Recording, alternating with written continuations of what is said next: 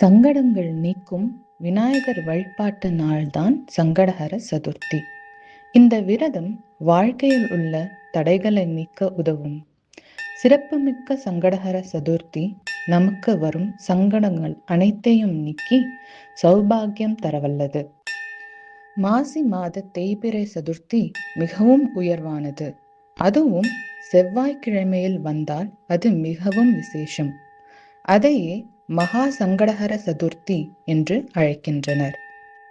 காலையில் இருந்து உபவாசமாக இருந்து இரவில் விநாயகருக்கு படைக்கும் நெய்வேத்தியத்தை மட்டும் சாப்பிட்டு உறங்க வேண்டும்.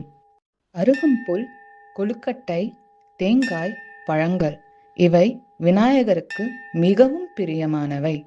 சந்திரன் தோன்றும் நேரத்தில் விநாயகர் பூஜை செய்வது மிகவும் சிறப்பு.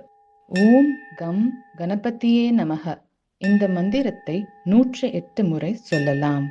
ஒரு அருகம்புல் சாத்தி நம் கவலைகளை சொன்னால் அந்த அருகம்புல் சருகாக காய்வது போல் நம் கவலைகளும் வாடி நீங்கிவிடும். ஓர் தேங்காயை அவரின் பாதத்தில் வைத்து சிதற்காய் உடைத்தால் நம் கவலைகள் சிதறிப் போய்விடும். நம்பிக்கையோடு செய்தால் தும்பிக்கையாண்டவர் நமக்கு கை கொடுப்பார். விநாயகர் அருள் உங்கள் குடும்பத்தில் எப்போதும் நிலைக்கட்டும்.